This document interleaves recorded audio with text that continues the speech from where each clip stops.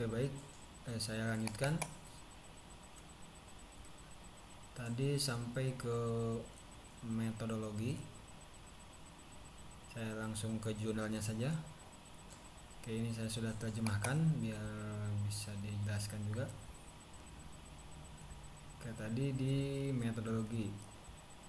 Jadi metode ya yang digunakan dalam penelitian ini adalah menggunakan model CNN, Conventional Neural Network. Jadi mengadopsi cara berpikir atau jaringan saraf manusia yang diimplementasikan kepada sistem alat ini gitu.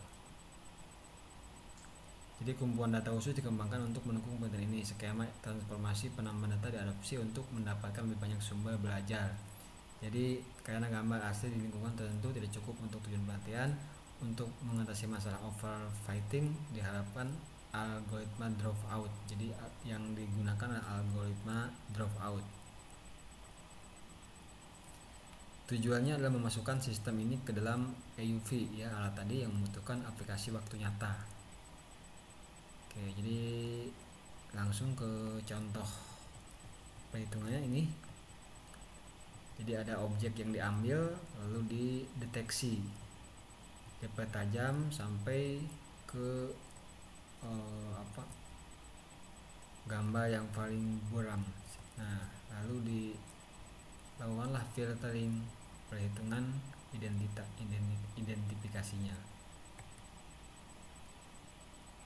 Nah, ini contohnya gambar ikan, terus menggunakan algoritma atau konvensional neural network ini. Lalu masing-masing memiliki fiturnya ya, kata fitur ini.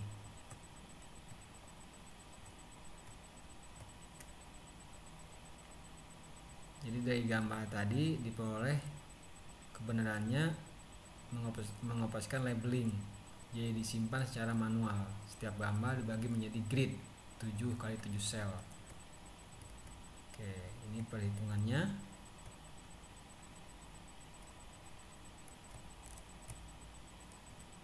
Ini gambar ya, gambar masukkan, dan ini lapisan yang tersembunyi.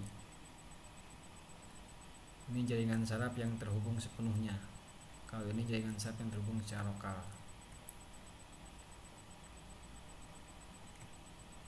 Nah, augmentasi data. Jadi pembelajaran mendalam ini didasarkan pada kumpulan data pelatihan yang besar untuk sistem untuk belajar dan membangun pengetahuan identifikasi. Jadi sebelum melakukan identifikasi ada data latihnya gitu. Input data sebagai pembanding seperti itu. Nah, inilah data parameter sebagai segmentasi citra model CNN. Nah, ini langsung ke proses output model CNN menggunakan ImageNet. Jadi diidentifikasi si objeknya, dikenali seperti itu. Ini juga sama, ada bukan hanya ikan saja, karena di laut banyak sekali objek tentu yang diambil. Nah, sehingga hasilnya itu, nah ini tingkat confidence-nya ya tinggi.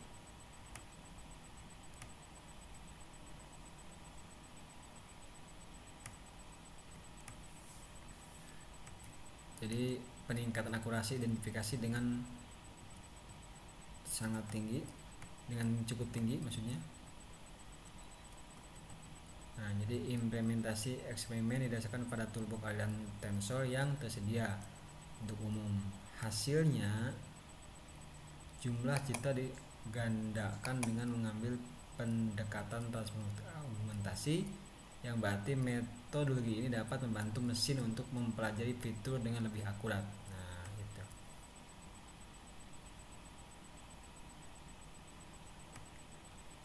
Ternyata dengan augmentasi data, mesin dapat mengidentifikasi objek yang menarik. Jadi identifikasinya akurat.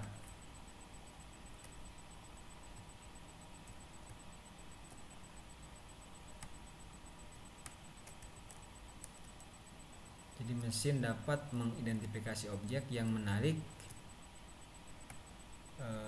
lebih akurat daripada hasil tanpa augmentasi data.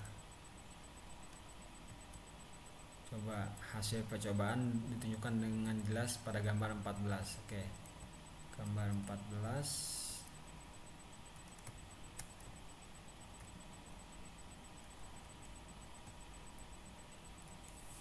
Nah, ini. Jadi menggunakan augmentasi data latih tadi, objeknya jauh lebih jelas, lebih akurat, maksudnya hasil penelitiannya, hasil yang didapatkannya. Oke, seperti itu. Nah, sedangkan gambar 15 terlihat bahwa kerugian pelatihan akhir dari model jaringan saraf yang diusulkan menggunakan data asli 0,35.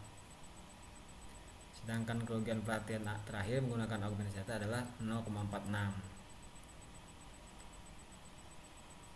Jadi transformasi augmentasi ini sangat membantu untuk mengurangi kerugian pelatihan. Nah, sehingga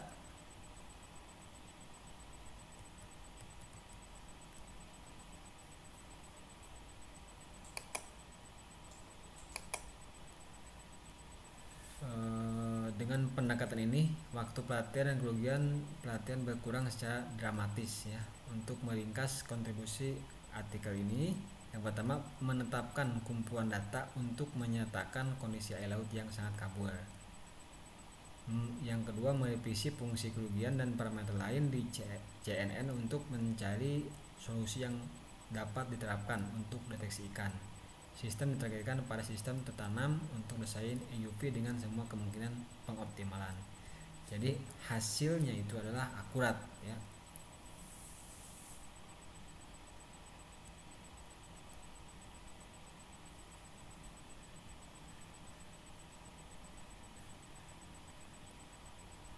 Jadi dengan akurasi yang ditingkatkan dan waktu pemrosesan yang berkurang, sangat menjanjikan untuk mengadopsi metode yang diusulkan ke EUV dengan implementasi kotak alat sensor aliran dan antarmuka pemrograman Python kompatibel dengan platform microcontroller tingkat lanjut saat ini. Nah, jadi hasilnya akurat untuk pendeteksian menggunakan CNN ini, conventional network ini, sesuai dengan gambar dan juga hasil yang didapatkan. Oke, mungkin itu saja yang bisa saya sampaikan. Kurang lebihnya saya mohon maaf. Akhir kata, wassalamualaikum warahmatullahi wabarakatuh. Terima kasih.